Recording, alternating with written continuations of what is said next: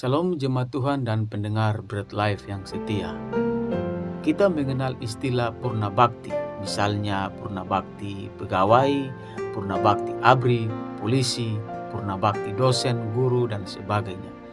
Purna bakti biasanya dikenal dengan sebutan pensiun, yaitu merupakan masa pengakhiran tugas yang bagi sebagian besar orang tidaklah mudah menghadapinya.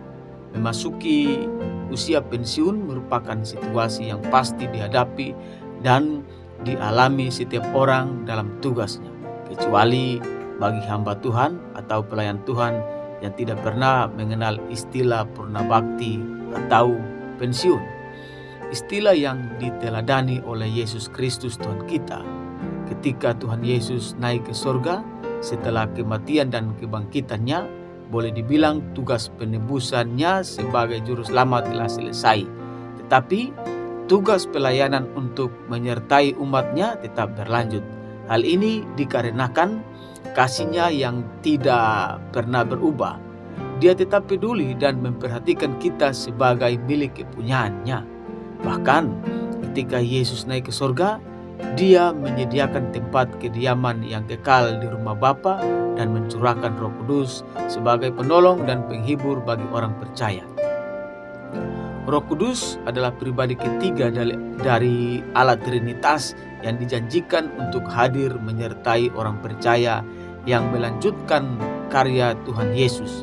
Oleh karena itu, setiap orang yang percaya dan menerima Yesus sebagai Tuhan dan Juru Selamat serta dibaptis, maka pada dirinya ada Roh Kudus yang bertahta di hatinya. Dalam kitab Yohanes pasal yang ke-14 ayat yang ke-16 kata begini, "Aku akan minta kepada Bapa dan Ia akan memberikan kepadamu seorang penolong yang lain, yaitu Roh Kudus, supaya Ia menyertai kamu selama-lamanya."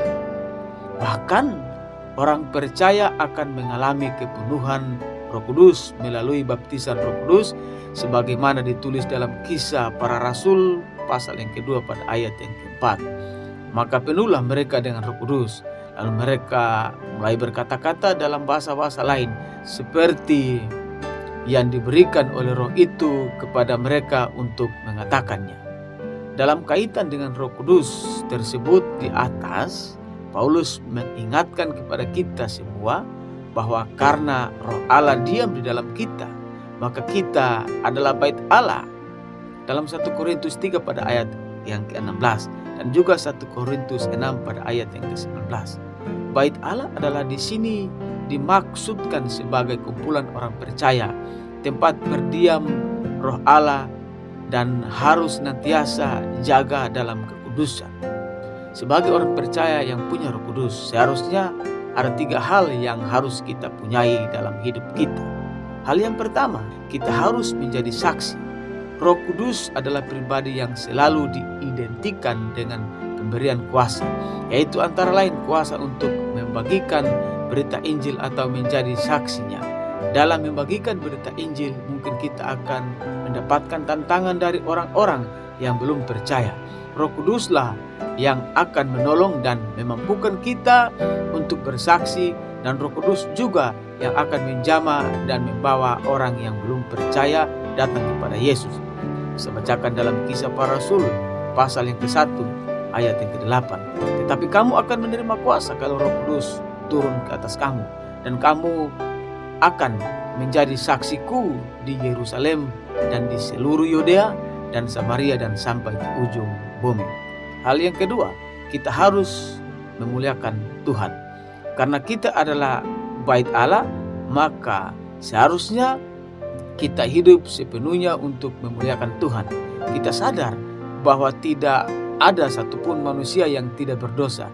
Namun sebagai bait Allah, kita harus mau berubah dan tidak sama lagi dengan dunia. Kita tidak lagi hidup untuk memuaskan keinginan daging kita. Kita tidak lagi hidup sebagai hamba dosa. Kita harus menjaga pikiran, perkataan, dan perbuatan kita agar orang dapat melihat Kristus nyata dalam hidup kita. Bahkan sebagai bait Allah, kita harus hidup sesuai dengan standar Tuhan, yaitu menjadi rumah doa bersyafaat bagi keselamatan orang-orang yang tersesat. Galatia 2 pada ayat yang ke-20 berkata, namun aku hidup, tetapi bukan lagi aku sendiri yang hidup, melainkan Kristus yang hidup di dalam aku.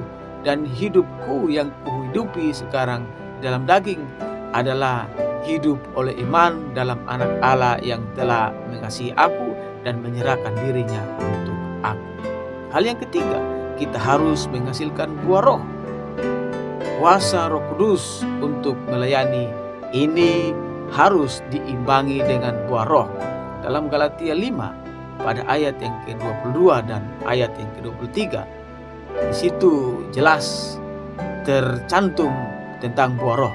Ketika Roh Kudus memenuhi hidup seseorang, maka ia bekerja keluar dengan memberikan karunia-karunia roh dan ke dalam dengan memunculkan buah roh.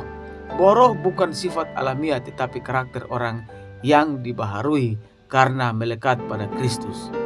Nah, itu meliputi hubungan dengan Allah, yaitu kasih sukacita, damai sejahtera.